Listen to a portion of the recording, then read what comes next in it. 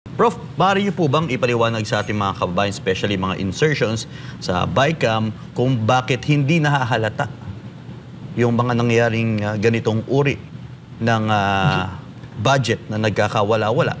Tapos walang maayos na line item para malaman din ng ating mga kababayan, Prof, patungkol sa mga budget din natin.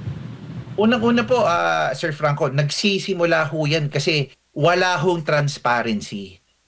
Nakikita ho natin pagdating ho dun sa Bicameral Conference Committee, diyan ho talagang hindi ho siya ganun naka-public as compared dun sa plenary debates. Actually, maski sa plenary debates din ho, kahit ho siya naka-live, pag wala ho kayo dun, hindi ho talaga din siya ganun ka-transparent. Kasi yun nga ho, binibigyan sila ng kapangyarihan na by principle and by virtue of their powers, insertion, kasi ito yung term na ginagamit, insertion, pero technically ang tawag ko siya, amendment. Okay? Yung wisdom ho na kung saan tingin nila na mas may pakinabang o pagtingin na mapiga ang pondo, dalhin ang pondo sa isang ahensya na tingin nilang mas may nangangailangan, yun ho by principle amendment ho talaga yung tawag diyan. Ngayon, unang-una ho, kaya bakit ho nagkaroon ng ganyan? Unang-una wala at kulang po sa transparency. That's one. Number two, lalo ho siyang lumala nung nagkaroon ng tinatawag nating small committee. Nitong previous years, na iilang tao lamang po ang nakakaalam ng totoong nangyari. Kasi pagdating mo dun sa small committee, gumalaw po na naman yung napagdesisyonan doon sa Bicameral Conference Committee. Apat na punto po kung bakit ito nagkakaroon ng ganito na yung paghamon natin na i-define at i-challenge yung amendment na huyan ay yung klase at komposisyon ho ng tao sa Kamara de Representante at sa Senado.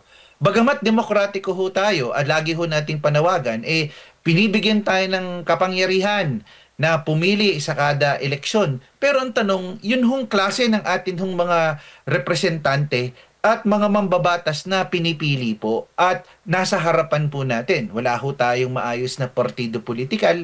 Marami ho sa atin na mga magagaling na mga Pilipino na nais lumahok sa eleksyon at magsilbi sa taong bayan. Umaatras o umuurong na lamang. Bakit po? Hindi ho kaaya-aya yung atin pong sistemang politikal kasi napakamahal po. It's very expensive. Plus, na-enhance ho yung kultura na, ayan po, yung kahit hindi ho natin matatawaran, may vote buying pa rin din ho, dinivert ho nila sa ayuda, and so on and so forth. Hindi ho matatapos ho dito ang problema. At tignan niyo ho yung kinaharap natin. Yung accountability, dahil hindi na ho ma-address ng sistema o yung mekanismo ng sistema na lagi ko pong sinasabi, ang susunod ho na naman natin, extra-constitutional. Kung para mapanagot o para ho magkaroon ng panawagang bumaba o magbitiw o kung sino man ho ang guilty o dapat hong mapanagot. So, wala ho ito dahil dadaan ka ho sa period ng impeachment and impeachment is political and so on and so forth.